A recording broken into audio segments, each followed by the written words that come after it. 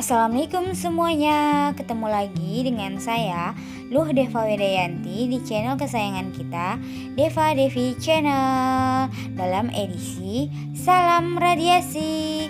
Baiklah, kali ini Deva akan menjelaskan beberapa soal contoh SKB radiografer dan beserta penjelasannya. Oke, sebelum kita mulai, jangan lupa subscribe, like, comment, and share sahabat S-Ray. Salam radiasi. Kita masuk soal yang pertama, yaitu proyeksi dasar yang digunakan dalam pemeriksaan radiografi elbow joint adalah 1. AP, 2. PA, 3. Lateral, 4. Oblik. Jawaban yang benar adalah A. 1, 2, 3, B. 1, 2, 4, C. 1, 3, D. 2 dan 4, E. 1, 2, 3, dan 4. Jawabannya adalah C. 1 dan 3, yaitu proyeksi AP dan lateral. Nah, ini penjelasannya. Bisa kita lihat, ini adalah pemeriksaan proyeksi elbow joint yang sering dilakukan pada umumnya. Yang pertama yaitu antero-posterior, yaitu seperti gambar yang di atas, dan yang kedua adalah proyeksi lateral, yaitu seperti gambar yang di bawah. Di sini juga bisa kita lihat hasil radiograf sesuai dengan proyeksi masing-masing. Oke, kita lanjut dengan soal yang selanjutnya. Aspek proteksi radiasi yang bisa dilakukan radiografer dalam pemeriksaan radiografi elbow joint seperti di bawah ini, kecuali A. Memposisikan pasien duduk menyamping di tepi atau ujung meja pemeriksaan pada sisi lengan yang akan diperiksa. B. Kepala menghadap arah berlawanan sinar X. C. Luas lapangan penyinaran diatur selebar mungkin. D. Pasien menggunakan alat pelindung diri atau apron. E. Menggunakan faktor eksposi yang tepat.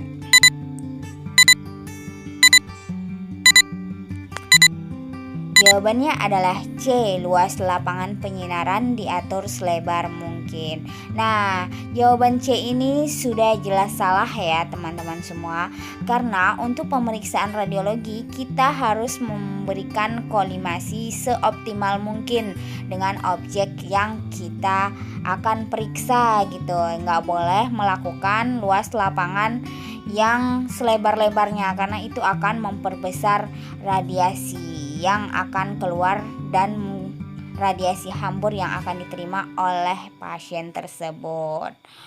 Soal selanjutnya, central point atau CP diletakkan pada titik di pertengahan sendi sikulateral, merupakan CP pemeriksaan elbow joint dengan proyeksi A. AP, B.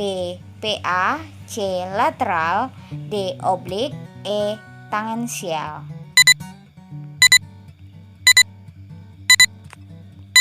Jawabannya adalah C. Lateral. Nah, nih bisa kita lihat ya, CP-nya itu sesuai dengan penjelasan di soal tadi. Nah, seperti ini contoh gambar dari proyeksi lateral.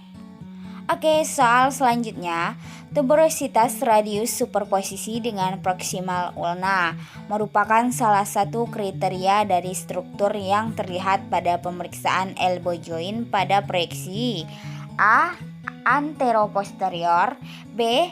Postero-anterior, C. Lateral, D. Oblik, E. Tangensial. Jawabannya adalah A. Antero-posterior. Nah, bisa kita lihat di sini tuberositas radius itu terletak pada bagian atas radius. Nah, akan superposisi dengan bagian proksimal ulna. Oke, soal selanjutnya. Pada radiografi antebrahi, proyeksi antero-posterior, sisi tubuh pasien yang akan diperiksa berada pada samping meja. Letak lengan bawah posisinya A. X ekstensi AP sejajar dengan eksis panjang kaset. B. Ekstensi PA sejajar dengan eksis lebar kaset. C. Fleksi AP sejajar dengan aksis panjang kaset. D. Fleksi PA sejajar dengan aksis lebar kaset. E. Salah semua. Jawabannya adalah A. Ekstensi AP sejajar dengan aksis panjang kaset. Bisa kita lihat, fleksi itu gerakan untuk menekuk, sedangkan ekstensi adalah gerakan untuk meluruskan. Nah, di sini dalam pemeriksaan ini kita menggunakan ekstensi pada bagian lengan bawah kita pada pemeriksaan antebrahi ini. Oke.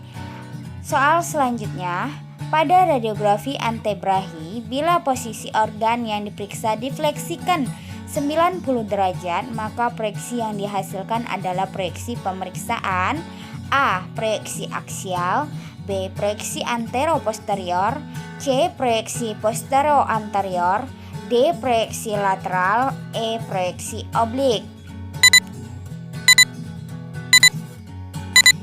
Jawabannya adalah D. Proyeksi lateral. Nah, sudah cukup jelas di soalnya, yaitu siku kita membentuk sudut 90 derajat seperti pada gambar ini. Maka proyeksi yang tepat adalah proyeksi lateral. Oke, soal selanjutnya. Pada radiografi ankle joint proyeksi lateral, bila posisi organ yang diperiksa malleolus lateralnya tidak menempel kaset, maka arah sinar pada proyeksi pemeriksaan tersebut adalah A. Lateromedial, B. Mediolateral, C. Aksiolateral, D. Aksiomedial, E. Ventrodorsal. Jawabannya adalah lateromedial.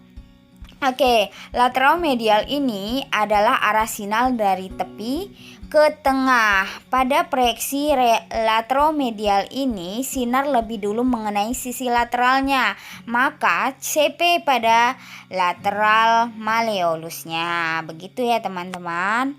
Oke, soal selanjutnya, central ray. Pada pemeriksaan ankle joint, proyeksi antero-posterior adalah pada A. Garis pertengahan antara malleolus lateral, B. Garis pertengahan antara malleolus lateral dan medial, C. Garis pertengahan antara malleolus lateral dan sinus tarsi medial, D. Garis pertengahan antara malleolus medial, E. Garis pertengahan antara talus lateral dan medial. Jawabannya adalah B. Garis pertengahan antara malleolus lateral dan medial. Oke, bisa kita lihat di sini. Central ray yang diarahkan tegak lurus ventrikal terhadap kaset dengan CP pada pertengahan dari kedua malleolus, yaitu medial dan lateral malleolusnya. Bisa kita lihat pada gambar. Di sini ada malleolus medial dan malleolus lateralnya. CP yang digunakan yaitu di antara kedua malleolus tersebut. Oke. Soal selanjutnya, proyeksi dasar yang digunakan pada pemeriksaan radiografi os cruris adalah 1. AP, 2. PA, 3. Lateral, 4. Oblik. Jawaban yang benar adalah A. 1, 2, dan 3, B. 1, 2, dan 4, C. 1 dan 3, D. 2 dan 4, E. 1, 2, 3, dan 4.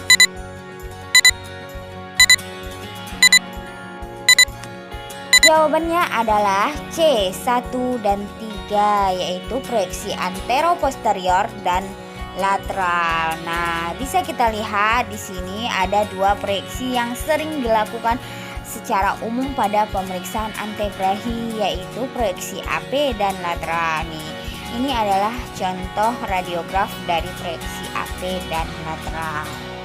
Oke, soal yang terakhir.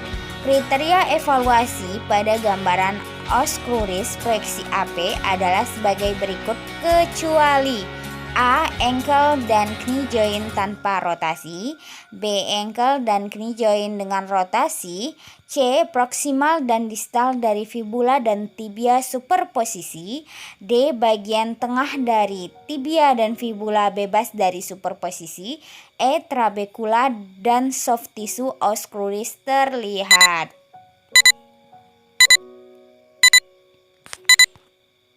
Jawabannya adalah B. Ankle dan knee joint dengan rotasi. Oke, penjelasannya yaitu kriteria evaluasi proyeksi AP itu ada 6. Yang pertama, tampak os cruris dalam posisi AP. Jadi memang tulang cruris ini nampak dengan true AP. Ankle dan knee joint dalam posisi true AP. Oke, yang ketiga, ankle dan knee joint tanpa rotasi. Jadi tidak ada rotasi antara ankle dan knee joint tersebut.